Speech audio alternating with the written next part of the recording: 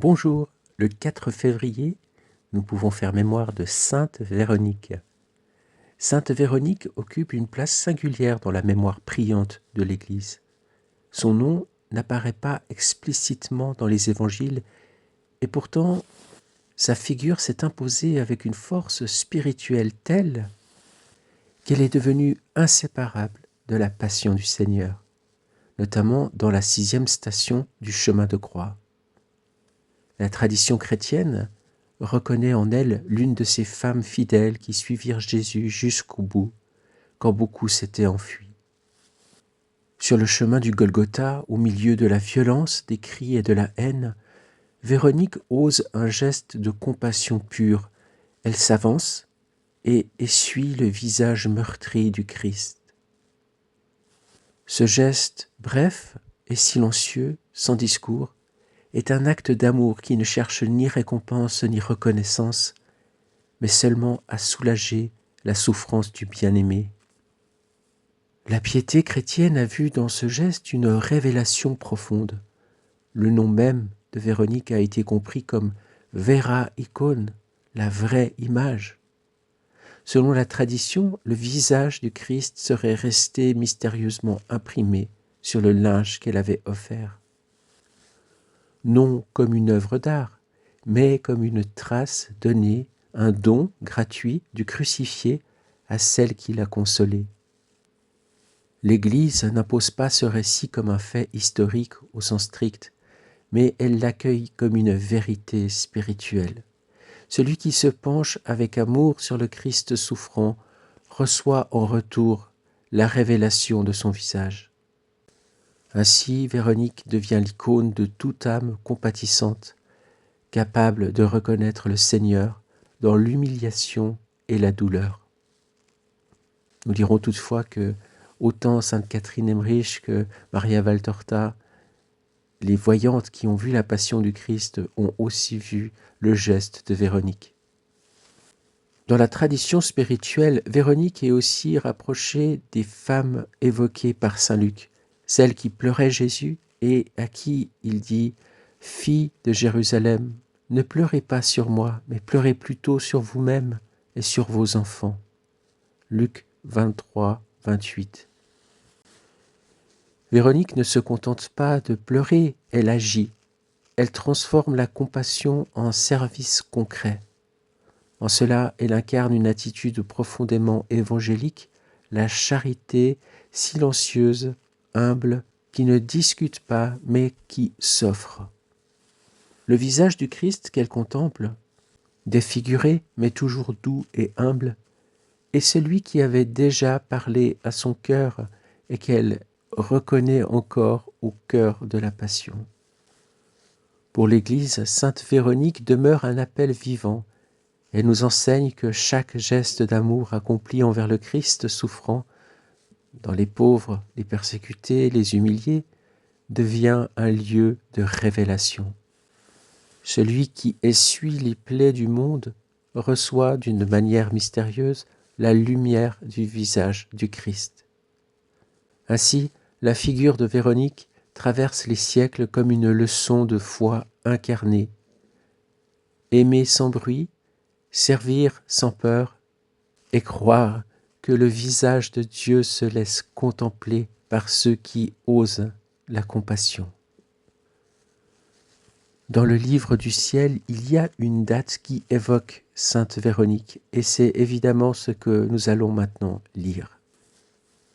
Nous sommes au tome 10, à la date du 12 novembre 1910, et c'est Louisa qui s'exprime ainsi. « Je pensais à mon bienheureux Jésus, au moment où il portait la croix en route vers le calvaire, spécialement au moment où il rencontre Véronique qui lui offre le linge pour essuyer son visage tout trempé de sang. J'ai dit à mon aimable Jésus, mon amour Jésus, cœur de mon cœur, si Véronique t'a offert le linge, en vérité, moi, je n'ai pas l'intention de t'offrir des linges pour essuyer ton sang. Je t'offre mon cœur, les continuels battements de mon cœur, tout mon amour, ma petite intelligence, mon souffle, la circulation de mon sang, mes mouvements et tout mon être pour essuyer ton sang, et non seulement pour essuyer ton visage, mais pour essuyer toute ta très sainte humanité. J'ai l'intention de me briser en autant de petits morceaux pour autant de blessures que tu portes, pour autant de souffrances que tu endures, pour autant d'amertume que tu éprouves, et pour autant de gouttes de sang que tu verses, pour me déposer ainsi sur toutes tes souffrances. Sur un côté, je dépose mon amour, sur un autre côté, un calmant. Sur un côté, un petit bain, et sur un autre, une réparation. Sur un autre, une sympathie, sur un autre, une action de grâce, et ainsi de suite.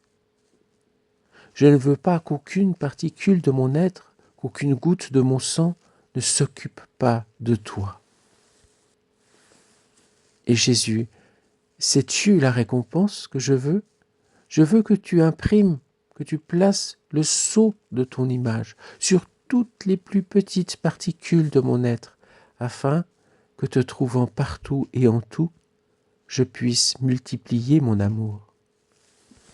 Je disais encore beaucoup d'autres sottises de ce genre, et après avoir reçu la Sainte Communion et regardant en moi-même, j'ai vu Jésus à l'intérieur d'une flamme dans toutes les particules de mon être.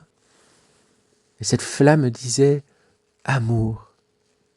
Et Jésus me dit « Voilà, j'ai rendu ma fille heureuse, en autant de manières que tu t'es donné à moi, également et en triple, je t'ai fait cadeau de moi-même. »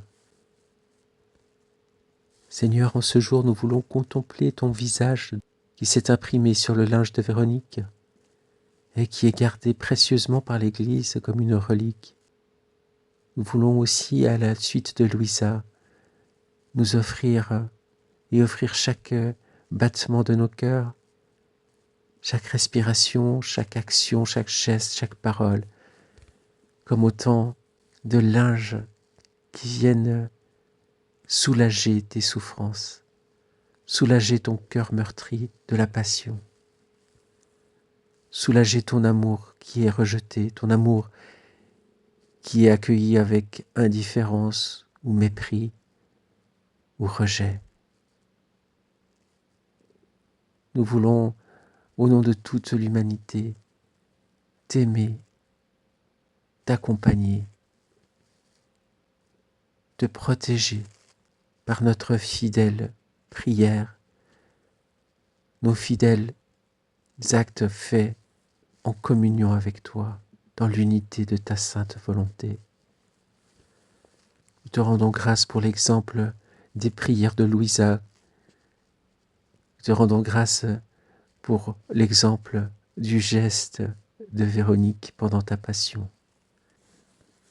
Nous te demandons la grâce de nous unir toujours plus profondément, toujours plus constamment à ta volonté dans notre vie quotidienne et d'être ainsi le signe pour nos contemporains de ton amour et de prolonger à travers notre petite humanité les merveilles que tu veux faire pour tous et toutes à chaque instant. Nous te rejoignons à travers toutes les créatures humaines depuis Adam jusqu'au dernier. Et nous voulons encore et toujours te rendre grâce, te remercier, te bénir, t'adorer et te consoler. Viens réaliser, Seigneur, en nous toute ton œuvre d'amour. Amen, fiat. Bonne journée et à demain.